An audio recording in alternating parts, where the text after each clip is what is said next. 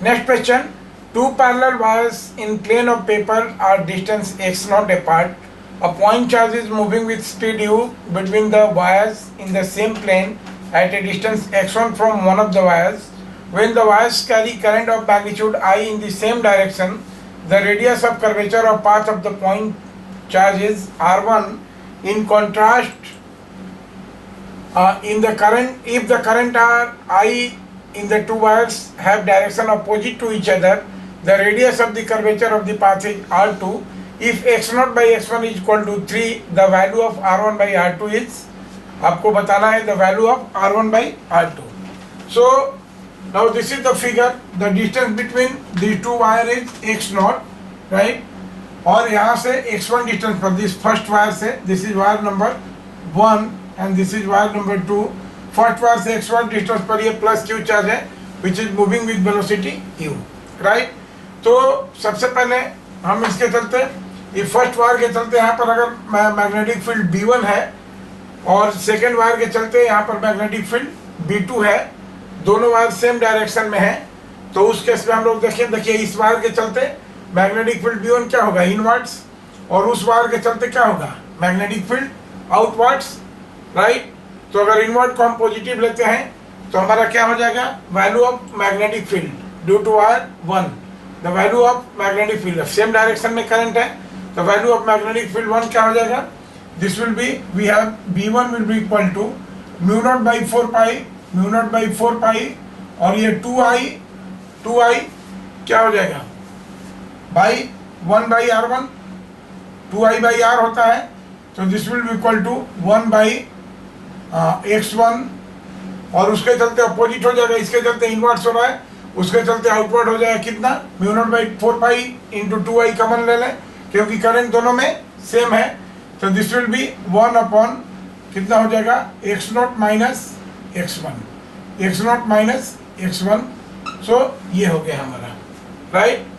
Now when current in opposite direction, अगर मान लीजिए कि ये जो करंट अपोजिट डायरेक्शन में हो गई, करंट नंबर 2, तो 1 के चलते तो नीचे ही है, राइट. 1 के चलते मैग्नेटिक फील्ड इनवर्ट्स है, 2 के चलते मैग्नेटिक फील्ड क्या हो जाएगा, this will also be inverts, so it is additive, right.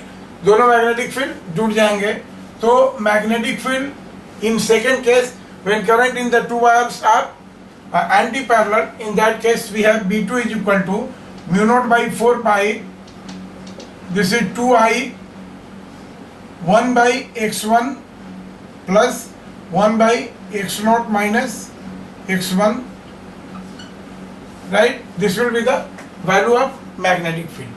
Now अगर हम ये बात करें तो रेडियस के कैलकुलेशन के लिए क्या करेंगे, ये q चार्ज है, अगर मान लीजिए कि वहाँ पर टोटल मैग्नेटिक फील्ड B है तो भी है QVB, राइट.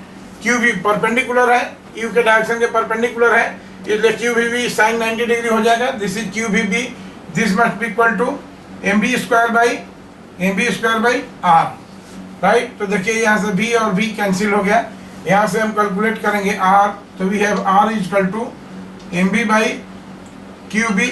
और देखिए उस चार्ज पार्टिकल के लिए U है, यहाँ पर एक्चुअली QB या इसी को हम लोग V ही ले लेते हैं, V वेलोसिटी से है, तो ये जनरल फॉर्म, तो R is equal to MB by QB, और यहाँ से देखिए M, V और Q तीनों कांस्टेंट है उसके लिए, therefore we have R is inversely proportional to R is proportional to 1 by B, right. तो अब यहाँ पर ये दिया हुआ है कैपिटल R, अगर इसकी रेडियस, यहाँ कैपिटल R की बात करें हम, R और ये दिस इज R.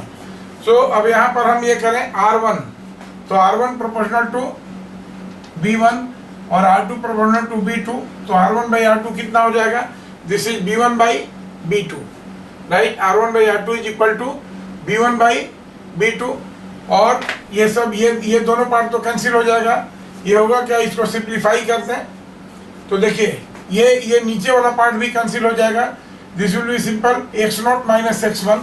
देखिए यहाँ पर this will B first part में अगर हम B1 की बात करें तो R1 के लिए B1 यहाँ पर आएगा हमारा, राइट, क्योंकि इन्वर्सली प्रोपोर्शनल है। एक स्टेप और लिख लेते हैं, this R1 by R2 will be equal to V2 by B1, B2 by B1, right. B2 का वैल्यू हम लिखें, देखिए ये तो कैंसिल हो जाएगा दोनों, अगर 1/2 करेंगे तो ये कैंसिल हो जाएगा। ये कितना हो जाएगा, this is x0 minus x1, right, plus x1। देखिए न्यूमरेटर में जाएगा, अगर ये एलसीएम ले लेते हैं तो x1 into x0 minus x1, ये एलसीएम ले लेंगे तो x0 माइनस x1 और प्लस x1, और यहाँ से x1 कैंसिल हो गया, divided by x1 into x0 minus x1, जो उसमें भी रहेगा, जो दोनों कट जाएगा। और b1 की जब बात करें यहाँ पर b1, तो b1 का वैल्यू कितना हो जाएगा, this is x0 minus x1, देखिए यहाँ से x0 माइनस x1 और minus x1 divided by x0, इतना वो कैंसिल हो गया दोनों, तो ये हो गया। तो finally we have R1 by R2 is equal to x0 divided by x0 minus 2x1, x0 minus 2x1, right. और ये हमको डाटा में दिया हुआ है, we have x0 by x1। अगर इस पूरे एक्सप्रेशन को x1 से डिवाइड कर दें हम, तो यहाँ भी बाई x1, यहाँ भी बाई x1 और यहाँ भी बाई x1, तो क्या हो जाएगा, देखिए यहाँ से x0 बाई x1 का वैल्यू 3 दिया हुआ है, तो दिस इज 3 डिवाइडेड बाई, ये देखिए 3 माइनस x1 कैंसिल हो गया 2, तो this will be equal to 3। So R1 by R2 is equal to 3 and this is answer to our problem.